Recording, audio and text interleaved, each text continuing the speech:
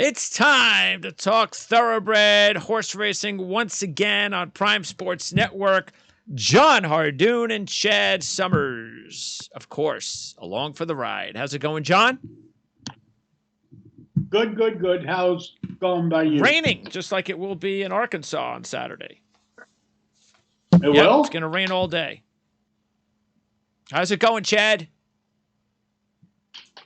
College football bowl season. How can it not be going good? Well, if you're Alabama, it's not going so good. If you're some other teams, it's not going so good. Sometimes you just got to let everybody get the participation trophy. So congratulations to the Horned Frogs. I agree. Well, since we maybe we'll plan on doing one of those crossover shows before the before the championship game, Chad. There you go. Oh, that sounds great. John, do you follow any sport besides horse racing? Absolutely. I'm a big baseball fan. I can tell you anything you want to know about baseball. So baseball is your top sport? Football, by far. Okay. Do you have a favorite team? The Dodgers. The Dodgers.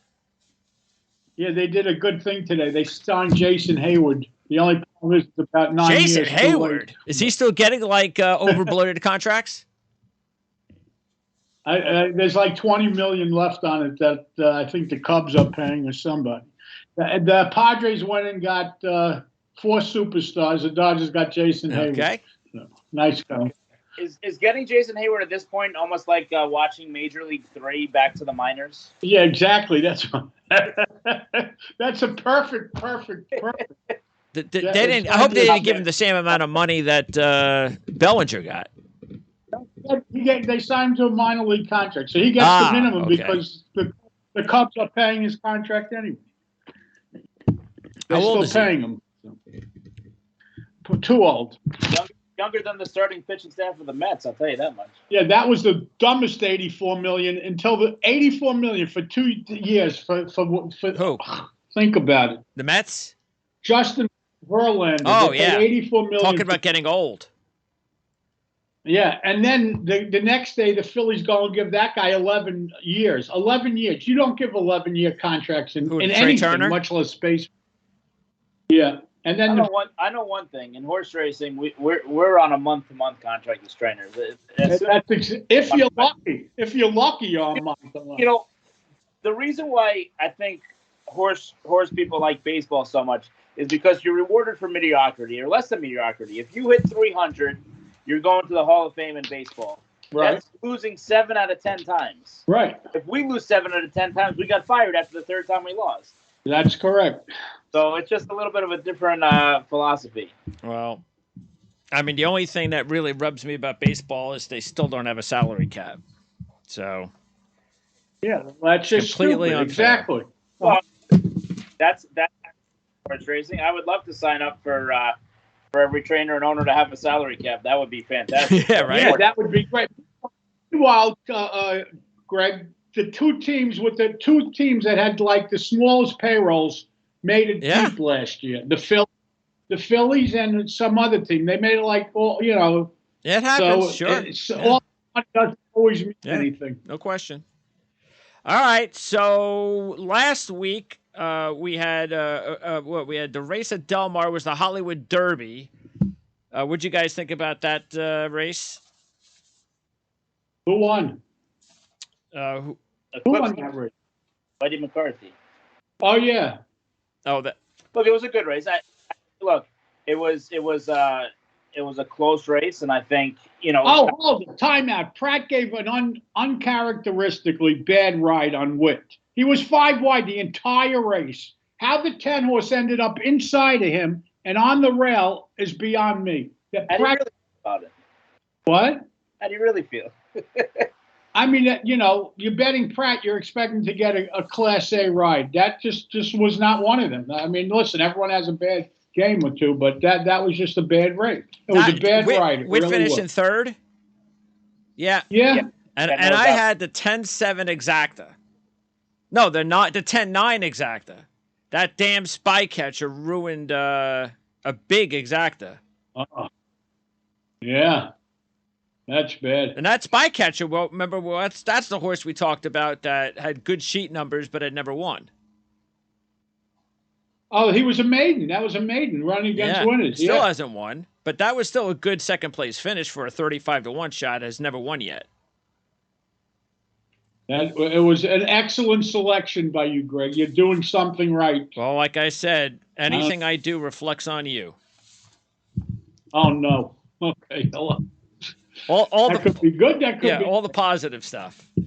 Aqueduct last week. Cigar Mile. What'd you guys think about the Cigar Mile? That was the race of the week. Zandon. First of all, the track was a complete quagmire. Zandon never. I'm not making excuses for a poor performance, but anyone that knows anything saw he couldn't get a hold of that track. I think. Kudos as usual, to Chad, because Chad, you specified that you're just not impressed with Zandon because it's like Zandon's getting used to not winning. And once again, goes out as the heavy favorite, and once again, doesn't win. Well, I mean, everyone makes fun of Rich Strike, and look, Zandon's probably a better horse than Rich Strike, even though Rich Strike won the. Probably. Did you just say probably? But the thing is, at the end of the day, both horses have 2 career wins. Yeah. And we're talking about Zandon like he's the second coming and this and that. He has 2 career wins. He has 2 wins. He's eligible for 2 other than allowance race. Or as people like to say about Rich Strike, a 3 life claimer, which isn't going to happen. He's going to be a stallion, and he's going to get some downtime now, and he's going to go and see if he can. How much would a horse like that stand for? Seriously. Well, I mean, he's a Grade 1 winner. He won the Bluegrass. He's multiple Grade 1 plays. But, I think that he's got a lot to prove. And, we'll see what happens with him next year. And right now what has become a very open kind of older horse division for next year. So there's going to be a lot of moving parts. Look, for Mind Control to go out a winner, that's great. He's a Grade 1 winner, 2, 3, and 6. They're still looking for a home for him to stand stud. I think it's going to end up being in New York, but it's been confirmed. Nothing wrong with that. That's all right. And I think at the end of the day, it was a good race. It was an exciting race. There was a lot of good things to take away from that performance. I think at the end of the day, it's possible that White Barrio might have been best in the race. I didn't really think he had the best of trips on a track that wasn't playing well towards the inside. But look, it was a very, very good race, and we'll see where it goes from there. White Barrio moves on to the Pegasus. I'm not sure what Peter Miller ends up doing with the runner-up in there. She told me that horse isn't going to the Pegasus. White Barrio goes to the Pegasus. No, White Barrio is. I'm talking about the runner-up. He's going back to California to Peter Miller, no? It wouldn't surprise me. We might see him in a race like the Godolphin Mile next year in Dubai. Peter Miller's traveled there before in the past and hit the board in races. So I think anything is possible. So can I put Mind Control? Because I want to remind everybody that we are going to have a 2023 prediction special show, and we're also going to have an award show for 2022. So should I put, like, as a potential nominee, Mind Control for like best moments of the year? No. No. It would definitely be then the I guess the nominee for sure would be who was the horse that won at the Breeders' Cup with the kid that is in the wheelchair? He won the Vox Populi Award. What is that for? I don't know. It's for like Chad. What is that award for? But he won it. Something honor. What's his name? It's a popularity contest. Okay, it's not real. Okay. It's on secretariat.com. It's not even like whatever. It's just the most popular horse of the year, which never actually goes to the most popular horse, because Cody's Wish wasn't popular until they ran the story the day before the day of the race, and then exactly. Right. All right, there you go. I can't wait to hear what you guys are going to eventually come up with. So again, that's going to be coming up soon, since the calendar, of course, is changing soon. So check back for when we come up with the dates of when we're going to have those 2 shows. But on this show, we have 2 more races for you. One from 1 track each, Aqueduct and Oaklawn Park. And Chad was the recipient of picking races this week. I had him last week. John will be making the picks next week. Before we get to Oaklawn Park, we're going to start with Aqueduct. And this is both races, by the way, are 6 furlongs. The Aqueduct race is race 8. Should go off about 3:40 on Saturday. It's the Garland of Roses Stakes, a purse of $120 for fillies and mares, 3-year-olds and up. Lots of pace setters in this one. We'll start with Betsy Blue, who happens to be John's top selection. 17 of 19 in the money with 8 wins, 5-2 on the morning line, John. A couple of 7s in the middle of the year. Since then, 9, 11, 11. So even though the horse seems to be going in the opposite direction, this is your top play. Well, so here's the problem with the race. The problem with the race is that I don't like anyone in the race. Everyone, in my opinion, is going in the wrong direction. But this barn happens to be on fire. She won 3 races today, Linda Rice. This horse is coming back on a quick turnaround. She gets good results out of horses when she does that. Both of the last 2 11s, by the way, were without Lasix, and that's the problem again today, or I should say Saturday, no Lasix. But all that being said, this horse, in my opinion, was the most likely to make the forward move, and the barn is going well. I don't know. It's a selection by default. You know, when someone else gets to pick what races to handicap, you got to play the cards you dealt, and this is the card I'm dealt. Look, I don't like bringing fillies back on short rests. She's coming back in a week's time. By the way, that's a rule on sheets. You know, fillies a lot more likely to react than colts. When the fillies need time between races, no question. Yeah, look, with Linda Rice, you don't know if she's going to run or scratch. You know, it's up in the air until actually entry time. This is a cool horse, cool story. She was originally a $40,000 claim back in the day. She claimed a couple of times. First claimed by George Weaver, and then claimed by Linda Rice. She's certainly kind of done a good job, but I think she's outclassed in this race. Look, I understand on paper you'd sit there and say, okay, she's coming out of a grade 3 from last week in the Go for One, and this is an overnight stake race, so the race itself should be easier. But to me, that race last weekend was terrible. Dr. B, Banksting, they're just horses. I think this is actually a much tougher field she faces today than she did in the mile race last week in the Go for One. And I just think she's outclassed here, and I don't like her at 5-2, so I'm going to take a stab against her. The 2, this is going to be my top pick, Hot Peppers, a 4-1 shot. Rudy Rodriguez training the horse, 5 out of 9 wins.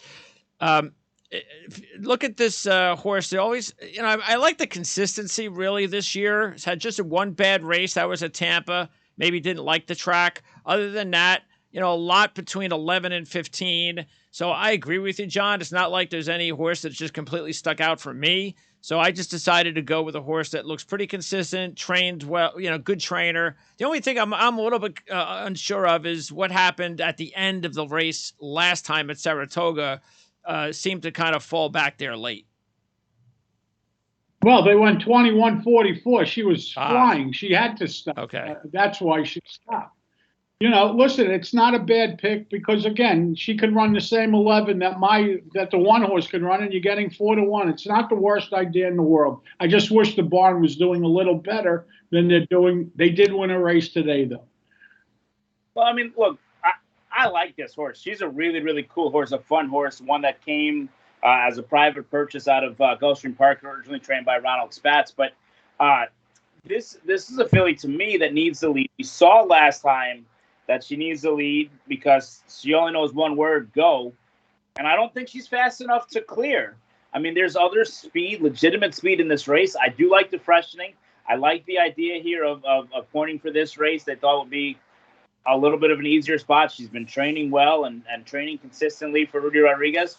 But to me, I think the way that the race sets up, I just don't like the way it sets up. And for that reason, I'm against it. I mean, when you have a race like this, Chad, when like 90% of the horses in a short field all want the lead, how does that look? Well, it looks like who's the jockey that's the most aggressive. And in this situation, it's Kendrick Carmouche. So you know, you have to sometimes in races, you're not only looking at race form and race strategy, but you have to look at the jockeys and say, who wants the lead no matter what? If they're on the fastest horse, they're going, and that's going to be Kendrick. Kendrick has always been an aggressive jockey if he has the horse that he feels can take him there, where Manny Franco is more kind of content to break and spy on Kendrick and sit second and not get into that battle. But unfortunately, in this situation, his filly is a need the lead type. So if you try and take her out of her game, she's probably not going to run as well as she would on the lead. So you're damned if you do, damned if you don't sometimes. And unfortunately, I think Hot Peppers is in trouble in this situation. In this, and again, and getting back to that same point, doesn't it sometimes work against maybe one of the horses that wants to aggressively, one of the jockeys that wants to take the lead, and maybe you wind up setting too fast of a pace because of it? Correct. Well, that's what's going to happen. So there could be a meltdown in this race. Listen, the 2 goes, the 3 could go, the 5's definitely going. I mean, you got the 6 is going. Okay. So you got nothing but speed. So a long shot might have a shot in this race. If the race collapses, why not? All right, the 3, the 3 is one of those long shots, and I'm going to put the 3 in my exacta to try to make some cash. The main thing I'm concerned with, is the bounce coming off a 9 last time, John, at Aqueduct, 6 furlongs. Because the last time the horse ran a best, which was an 11 in January, something happened. Because the next race, it didn't even finish. So I'm definitely. Well, the right off. She lost the jockey. Oh, okay, so that's better. I feel better about that. It's kind of hard to run without a jockey. That's good. Okay, so anyway. But the problem with this horse is it's a 5-year-old, soon to be 6-year-old in a couple of weeks that ran a 9 and is coming back with 0 rest. This horse, the difference between the one coming back without any rest and this horse coming back without any rest, this horse shows you that when she doesn't have time between races, she always goes backwards. If you go back to that race where she ran the 15, 2 races after she threw the rider, she came back on a similar, on a little bit of a longer layoff, and she bounced to the 23. Excuse me. Then she ran the 16, bounced to the 19. She just looks like she has to react. But I have to tell you something. Not many people improve off of Clement, and David Duggan claimed this horse, and he's done nothing but had success with her. Well, he's done a great job with this filly. He's done a great job with Drafted as well. He got from overseas that looked like he was finished, and he has just kind of had a really, really remarkable year. He's a very underrated trainer. Him and his wife very hands-on and do a great job. I think this is a situation. It's weird. Last week we talked about mind control, going to the breeding shed, a winner, skip the Breeders' Cup to be fresh for that race, and it paid off in spades for the connections. This is a situation where she's going to be bred next year. This is probably going to be. Oh, this is her last start? So she ran so good last week. She ran a winning race just to get nailed on the wire. I feel like the connections say she came out of the race good. She's sound. She's happy. Let's take one last swing before we go to the shed because we have nothing to lose. She stakes placed already. If we can send her out a stakes winner, that'd be great. But it's a little bit of a different situation where the other horse, Mind Control, was fresh. Snicket, they're just trying to get their cherry on top, and I just don't think they're going to get it done today. But I would imagine they would take her off the pace, make one run, and just see, like you said, Greg, if the race falls apart, she can pick up the pieces and maybe get a big piece of the pie. But I just think they're trying, and they've done a great job with this horse, but I just think she's a little bit outclassed in this spot. Next up is Don't Let's Feet Fool Ya. Is that it? Don't let Sweet Fool Ya. That's it. Okay. This horse is a 10-1 shot, ran a 9 last time out. That was October. So in this situation, John, when you have a 9, which is the best that this horse has ran since 2020, when she ran a 7, do you think that she's had enough time, that the bounce factor isn't as much as an issue? Yeah, she certainly has had enough time. They've been running this horse on the turf this year. If you notice, 5 out of the last 6 races, or actually 6 out of the last 7 races, she's been on the turf. I don't know why they think she's a turf horse. Her faster races are on the dirt. She has 2 9s 2 years ago, a 10, a 7. You know, all of a sudden, someone got it in their mind that this is a turf horse. I don't understand why it's not a turf horse. This horse is much better on the dirt. And the more I look, I actually give this horse a shot. So I may be changing my selection. I'll let you know. Don't change your selection. Let me tell you why. She's scratching. What? This is a really she's a smallish kind of filly. She's a very nervous, anxious filly. She cannot go anywhere without her goat, her traveling companion. Her best, she ships out of her own stall and runs her races. I don't like this move whatsoever. Shipping her the morning of the race, coming all the way up to Aqueduct from her Maryland base for Lacey Gaudette. The goat, I'm sure, will be with her on the van. I'm sure will be with her in the stall. But it's a lot to ask. The information you get on this podcast, or whatever you want to call this, is just amazing. No one else will tell you she travels with a goat but Chad Summers. Okay? I just much prefer her coming out of her own stall than shipping in for this race. Sheldon Russell was aboard last time for that win. He hasn't been aboard that many horses for Lacey Gaudette in years. I was actually surprised that he took the mount on her and takes the mount back. But we'll see what happens in this race. She's a cool horse. Can I ask you a question, Chad? Why wouldn't you ship a horse like this a few days earlier? Well, unfortunately, there's no training at Aqueduct. Okay. It's only being used for a racetrack, and I got that part. It's difficult for horses like that to ship in. I understand everybody has to ship in the day of the race, but for that reason, I'm up against her. So, have you trained a horse that, when you look at the past performances and you see that, say, 7 races on turf were bad and 2 races on dirt were good? And people would be wondering from the outside, well, why aren't you racing them on dirt? But you had a reason for it. Well, it's not just people. My son all the time asks me why I put horses in that race because I'm an idiot and put them in the wrong spot. Look, I mean, the handicapper, the Twitter fingerer, the social media warrior is always going to have the answer, and the trainer's always going to be wrong. There's a reason. Believe me.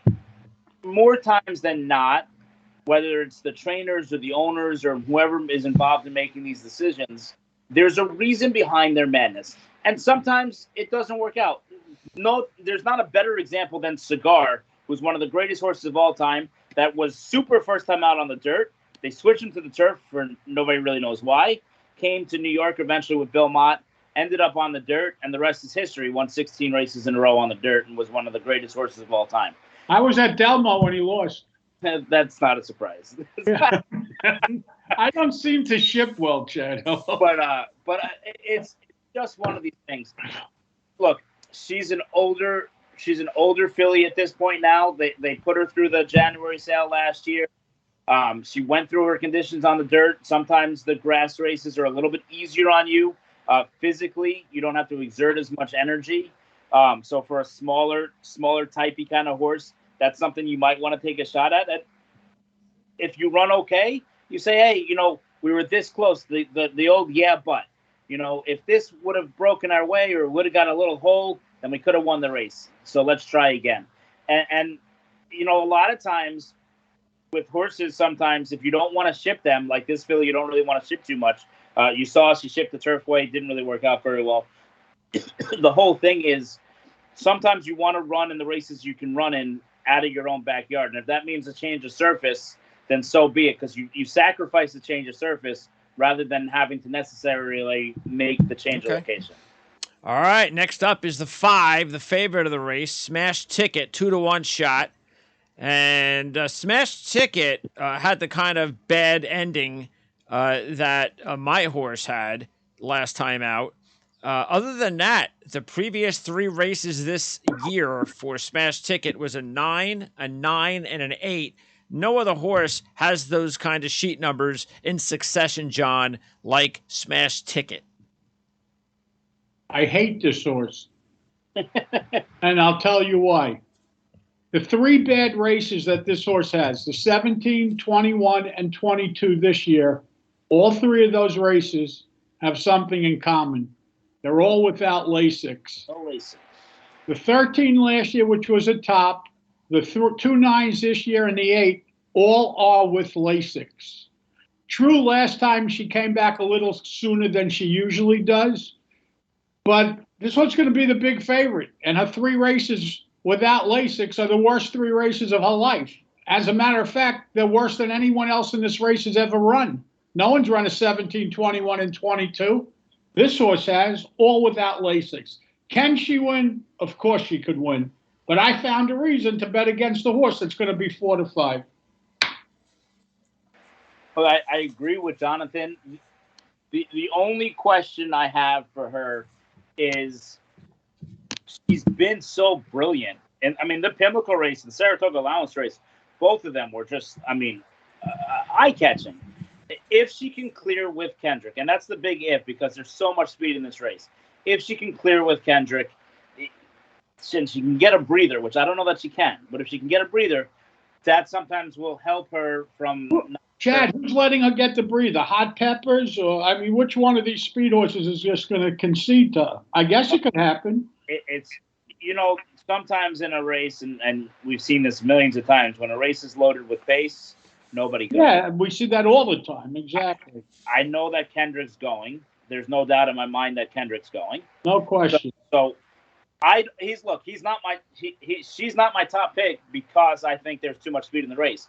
But there is a chance that she can clear, and if she clears, she can be tough. But I agree with you, Jonathan. I mean, you have to look at those 3 non-Lasix races and in agreement. Listen, that's a glare. If it was once, okay, twice, okay, but 3 times is a trend, and that's something that she's certainly going to have to overcome. Especially like you said, she will end up going off as the favorite. Right. And do we know what happened to her last time out when she faded?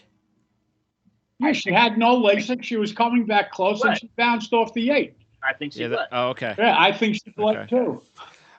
But they, of course, won't tell you that. So. Next time out is a long shot, Disco Ebo.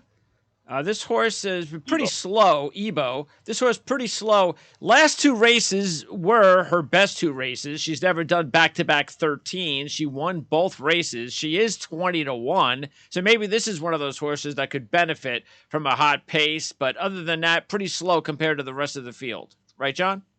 But this is another horse that really doesn't pass horses. Most of her races that she wins are on the lead. Listen, Butch Reed does a terrific job. He doesn't ship here without having his horses run. They always show up.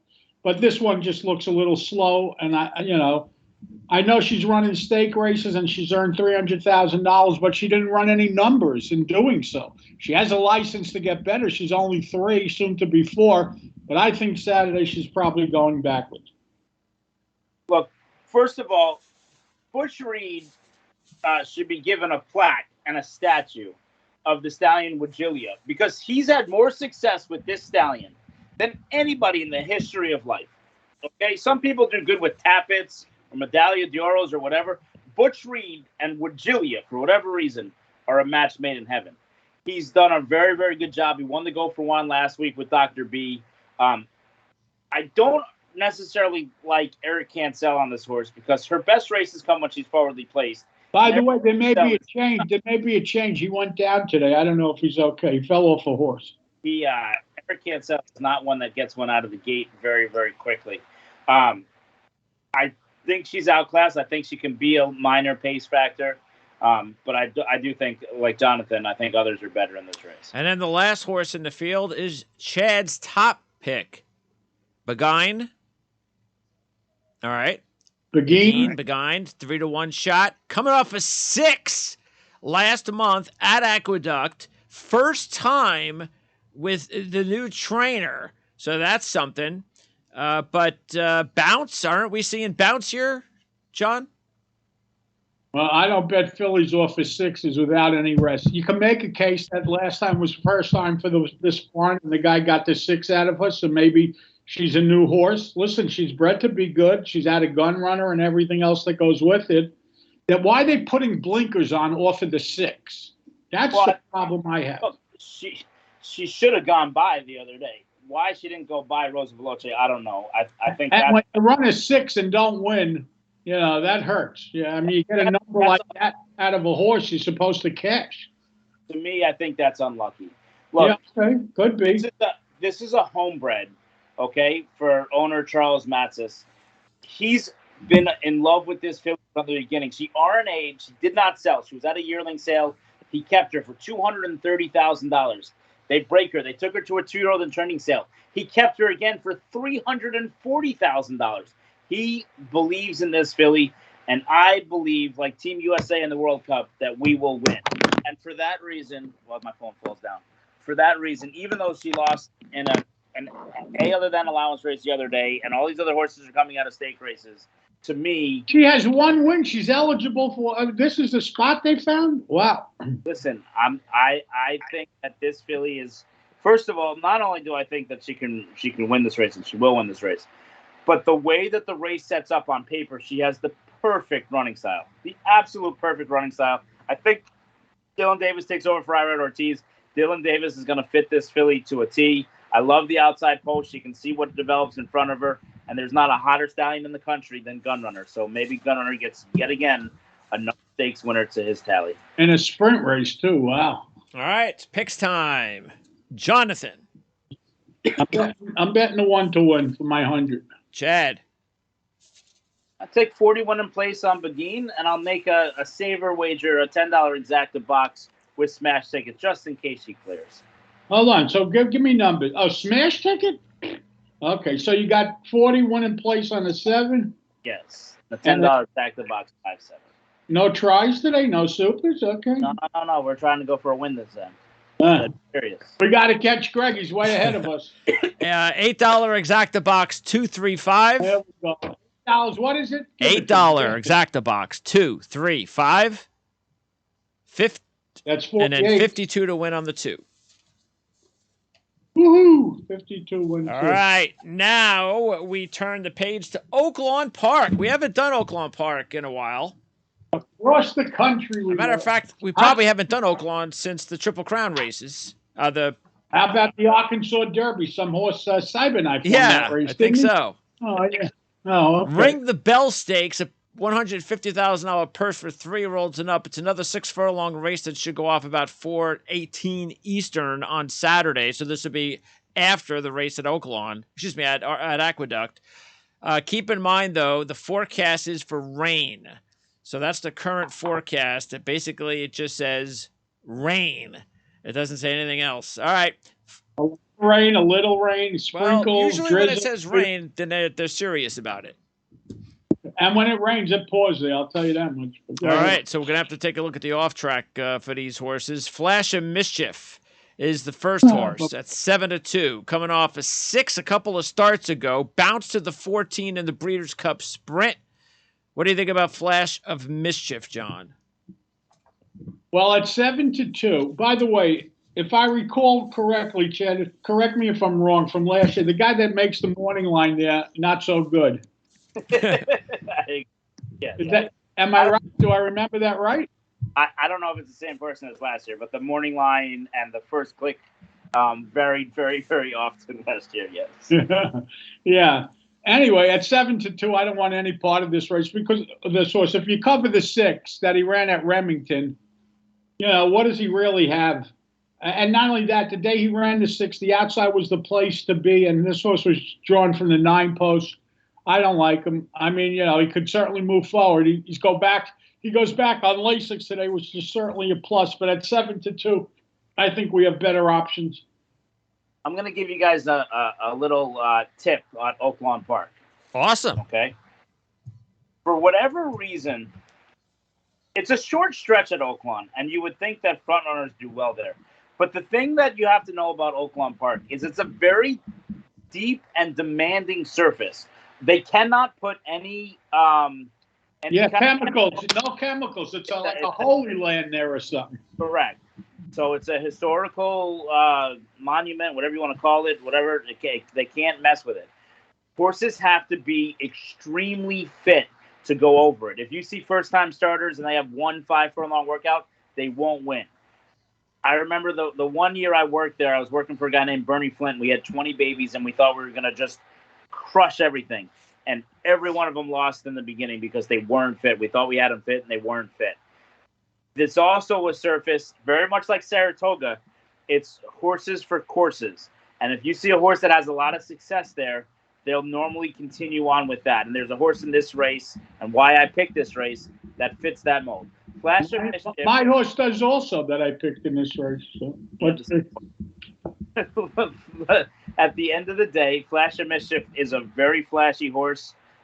Good to see a guy like Carl Broberg, who wins a lot of races, finally taking a shot at a Grade 1. Didn't work out for him there, but comes back in what is a spot that makes sense. I just think that this horse needs to put that Remington race back on the radar again. I'm not sure he's as good as that race was that day, so he needs to prove it to me. Why did this horse race in the Breeders' Cup Sprint? Well, the Breeders' Cup Sprint, it didn't come up as the world's toughest race. There was a lot of, outside of Jackie's Warrior, who many people were just kind of anointing and handing him the trophy, it was kind of a wide open race. And so this horse had run so well in the race before that you took a shot. For a long time, up until about 10 days before the race, it was looking like the Breeders' Cup Sprint was going to be a 5 or 6 horse field. It was coming up small. And next thing you know, we ended up with an 11-horse field. Elite Power won that race. I think someone on this broadcast liked that horse. Yeah. It wasn't me. By the way, it wasn't me. So, but go ahead. I think the situation was he took a shot. And at the end of the day, look, he's 20-1. If you're 20-1 running for $2 million, why not? Take a shot. They did it. No harm, no foul. Just wasn't good enough for these horses. And at the end of the day, he only got beat 7 lengths. And he lives to see another day, but he needs to show that he's that kind. And this is the perfect race and the perfect opportunity to see, is he this good or is he not? Because this is not the world's toughest race. He should be 7-2 in this race. Doesn't mean that I like him, but he is what he should be, and we're gonna find out how good he is. He's 4 years old, so he's got still time to improve. Carl Broberg. Yeah, very good. Top trainer. Okay, next up, a long-range Toddy, a 12-1 shot, Stewart and Bejarano combo. No single-digit sheets since last year. Ran an 8. Also ran an 8 back in 2019. Hasn't won since maybe last year. Yeah, no win. Actually, he hasn't won since 2020, right? It's been a couple of years. Yeah. So long-range Toddy, John. Yeah, and his couple of races at Oaklawn, the end of last year, the first of this year, the beginning, not very good. So I don't like 0 for 6 as well on off tracks, and we expect an off track. This might be his last start in America, as he's been accepted to the Carnival in Dubai. So he might be taking his talents to the Middle East after this race. What does that mean, the Carnival? What do you mean? This horse? Why should he be? He's 4 for 33 lifetime. Well, he's earned over $1 million, but they want to try their hand, and Dallas Stewart's run well enough in Dubai before, so they're considering taking this horse over to Dubai for the winter months. Okay. Look, he had a suck-up second in the Phoenix when the race fell apart in what was the world's weirdest Breeders' Cup prep of all time. I just don't think he's that good. So it's a pass. The three is Boldor. Boldor is a long shot at 15-1. This is an Asmussen horse. Looks like this horse has been a little bit better on turf. If you take a look at the sheets, we've got a 10 on dirt. That was in May, but anything else is 14, 15. He's terrible. Listen, he's 2 for 10 at Oakland, so that's a plus. And Asmussen worked him over the track, like Chad was saying. You either want to have a race or work over the track. It's important. So that's the good news. The bad news is he's just too slow. And it looks like Steve Asmussen is currently auditioning jockeys because he's riding a different jockey in every race on every day. This is David Cabrera. Good to see him back in the saddle. He won the Oaklawn meet last year despite missing the last 6 weeks of the meet. But not a guy that rides a lot for Steve Asmussen. So we'll see how these two get along well. I read Ortiz when he run the stake race on the grass at Colonial a few starts back, gave this horse a masterful ride at 7-1. We're going to find out if he's good enough on the dirt. I'm not sure he is. The 4 is Baytown Bear, a 15-1 shot, a 4-year-old with 31 lifetime starts, coming off a 5 last time out, winning by 10 lengths. So this horse went ballistic last time out, and it was on an off track. The horse is going to bounce. So, I mean, is it possible, John, when you have a horse that runs that well, that even though you're going to get a bounce, that maybe you get lucky enough that the bounce isn't too bad? Yeah, it's possible, but it's very unlikely. I mean, listen, it's not like this is a lightly raced horse and then all of a sudden pop the 5. He popped the 5 in career start number 40 or whatever it is. That's crazy. I mean, this horse has to bounce. Not only that, it was at a different track. If this race was at Mountaineer where he ran the 5, I could see him trying to invent some sort of a case for him. The only thing that he has going for him is if the track is off, he's 4 for 7 on an off track. He ran the 5 last time out on an off track, but I don't give him any chance in hell. Look, he's a cool horse with a cool story. Paul Mack, his trainer and owner, doesn't spend a lot of money at the sales. I mean, this horse failed to meet his reserve for $9,500 as a yearling. He's earned $198,000 now. He's run in stake races before.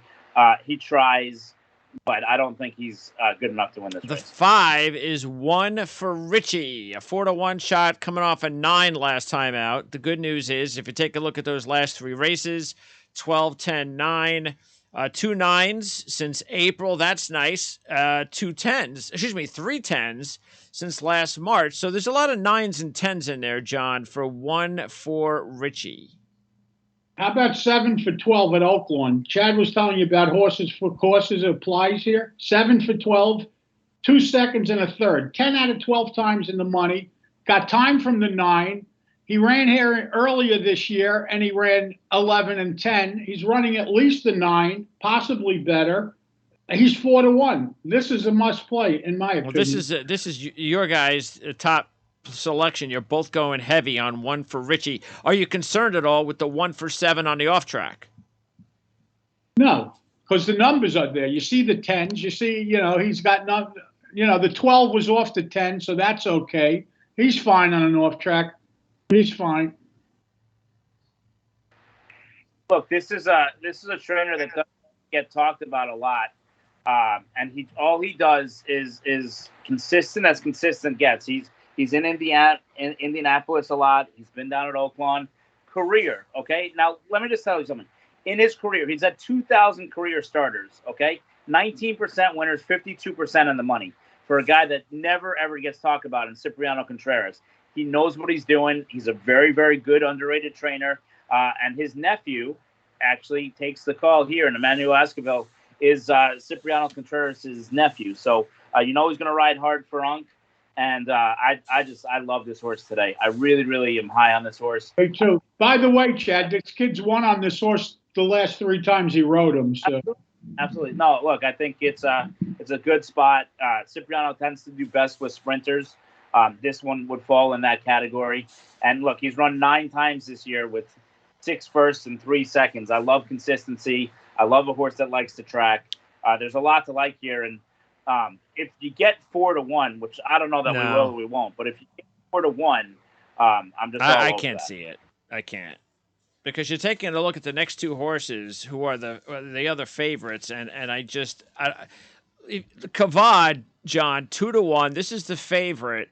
And the only reason I can see this horse being the favorite is this horse, compared to the other horses, has raced in a lot of big races, Arkansas Derby, the Rebel Stakes. Yeah, he's a name horse, not a result horse. He's a name horse. So I agree with you. I don't like this horse. And if he's 2-1, that's crazy. That's just ridiculous. Well, I mean, the one thing I'll say about Kavad, he is the speed of the race, and I do like the fact that he's sprinting again.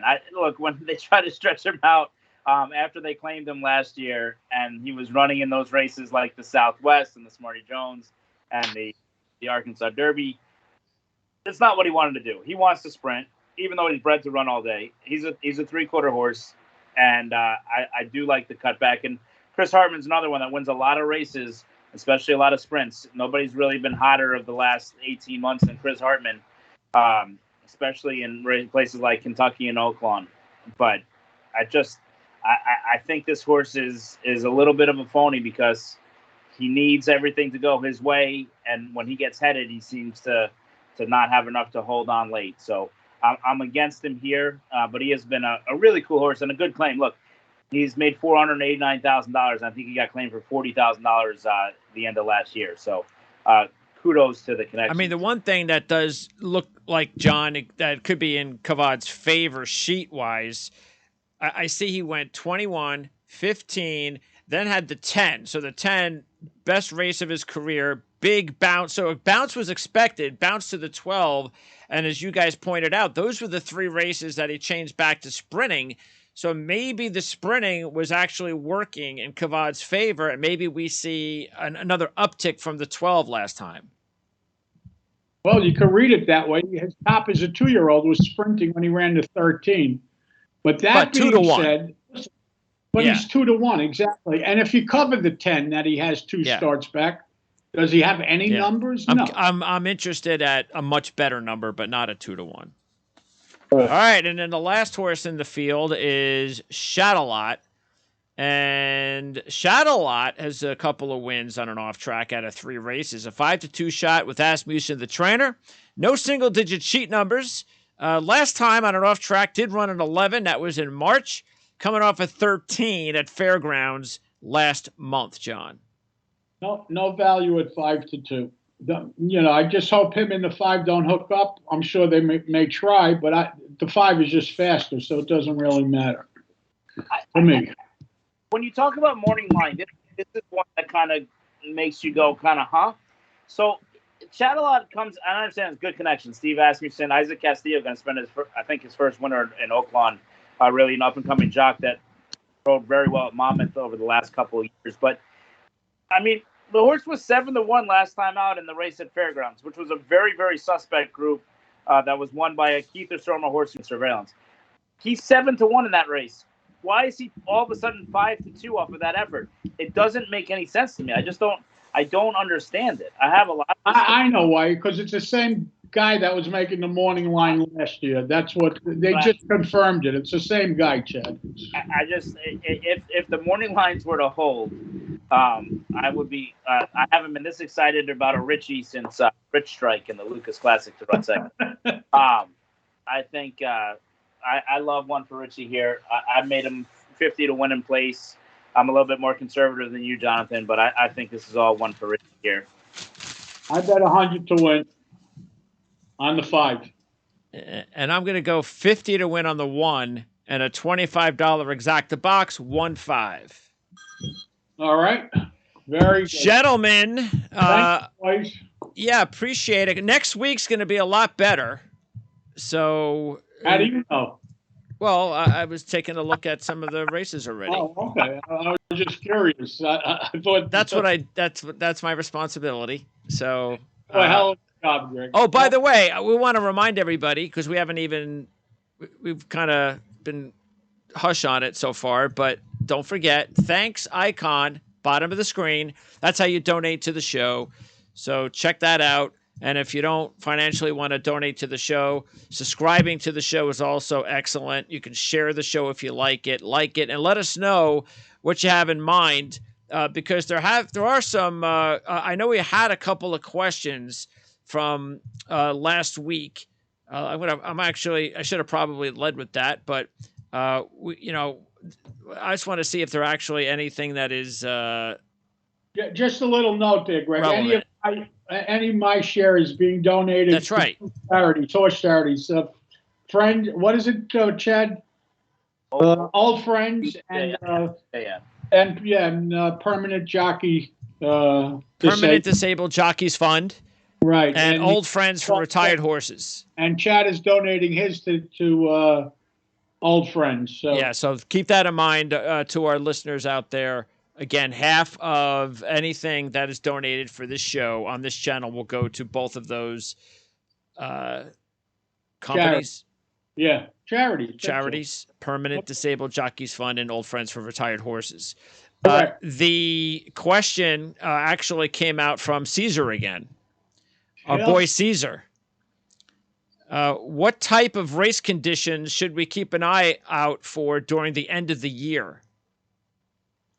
What does that mean? Maidens. What do you mean, maidens? Listen, everybody is Derby dreaming at this point, right? You want to see the unveiling of the next champion. So to me, the best thing now is maidens. And if you really, if you from a handicapping perspective, the easiest way to make money is all these trainers that don't want to send their horses to the farm on the East Coast, that run their grass horses on the dirt, hoping to just give them one last try, and maybe all of a sudden they're going to like the dirt. They don't, and they're easy tosses in your tickets. So that would be the two things I would say. And then, I have go to ahead, run, John. Phone. Thank you so much. I'll talk to you next week, Chad. I'll talk to you in the morning. Thanks, guys. Thanks, John. All right, and then the other question, Chad, was also from Caesar. Is there any reason or incentive for trainers to claim horses before the start of the new year?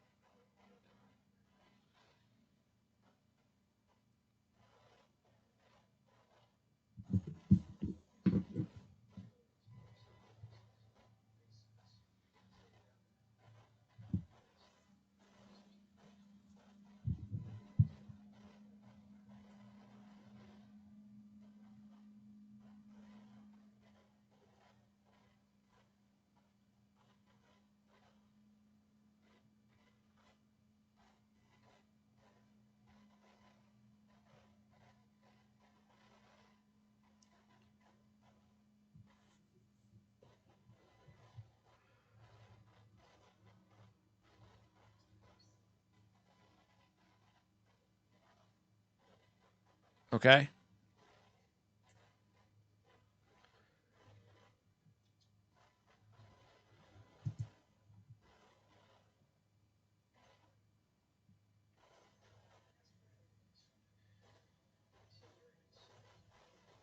And then I should have also mentioned that Curtis Clark, and we talked about this, I think last week, but Curtis said regarding Zandon. No, we didn't talk about this. I actually forwarded this to you guys because I didn't understand what he meant.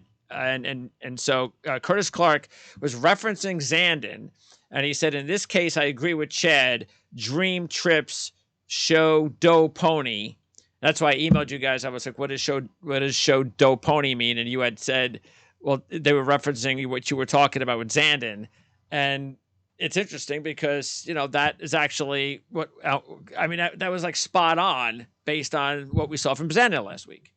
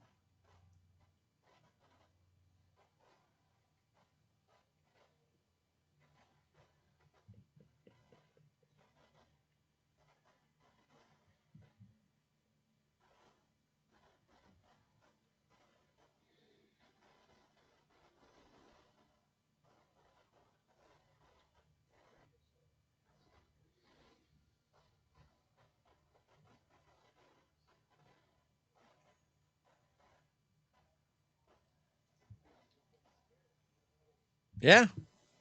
Yeah. And you can't really, maybe you can give him an excuse for the weather, but considering your analysis prior to the race, you can't give him the benefit of the doubt just yet. So next week we have 4 stakes races from Aqueduct, including the New York Stallion Series. What is that? Is that for younger colts? Okay.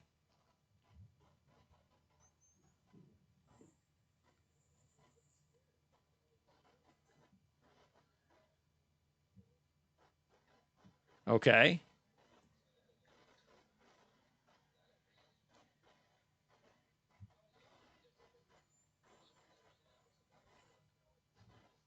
Okay.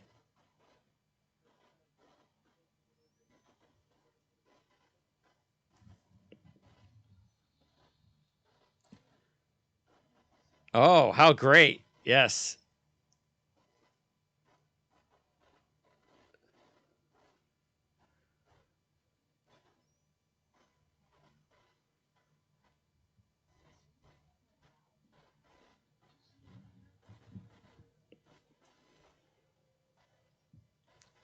Nice.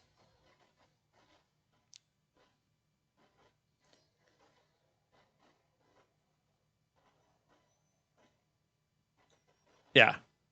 Yeah, we won't be handicapping those races next week. Alex M. Robb Stakes and the Bay Ridge Stakes. Those are the 2 at Aqueduct next week. The H. Allen Jerkins is at Gulfstream, and the Via Borghese is also at Gulfstream.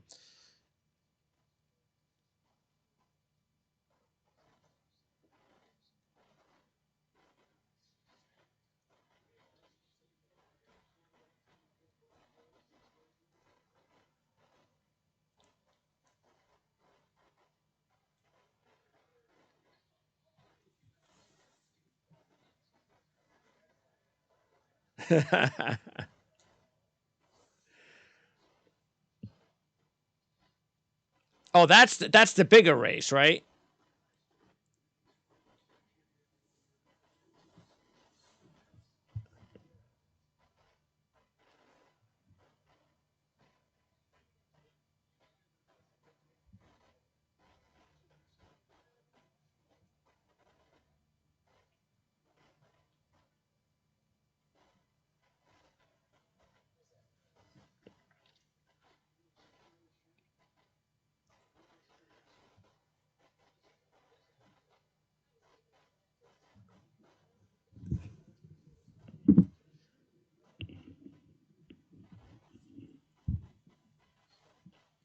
And what's RP?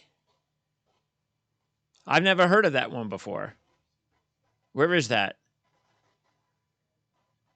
Is that something that you guys ever handicap? Okay. Well, hopefully Gulfstream and Aqueduct will give us a couple of races so we won't have to look at something new like that. That's not synthetic, is it? Okay. Because I know that would have been off the board. So anyway, that's coming up next week. And as always, Chad, I appreciate your time. Best of luck. You got it. All right. And I want to close out by just letting everybody know that we have an awards show, as I mentioned before, that we haven't pinpoint a date yet for, but I want to know what, I guess you can, not questions, but what awards would you want to give out? Like, for instance, we're going to have Horse of the Year for fillies and male 3-year-olds. And what was the most disappointing Horse of the Year? Stable of the Year. What was the long shot Horse of the Year? What was the biggest controversy? So, if you guys have an award that you would like for us to give out, and look, this is mainly for Chad and John, so if you've got a really good award, they will have to come up with an answer. Let us know. All you got to do is use the YouTube comment section and let us know what you think. And then we have our predictions show special also. So questions like, we're going to have like an early top 3 Kentucky Derby horse, a top 3 for early Horse of the Year, So these are like predictions for stable of the year, trainer of the year, jockey of the year. So same thing. If you have any prediction questions that you want to pose to John and Chad, let us know. Comment section, right? Same thing, description section, whatever you want to call it. That's the way that you'll let us know what kind of questions that, again, whether it's a question or whether it's an award, we want you guys involved. So we'll keep pumping this up for at least the next week or two, because we're going to have to figure out a time frame somewhere at the end of the month or the very first week of January for implementing these specials. Appreciate it, everybody. Thanks, of course, to Chad and John, and we'll see you next week.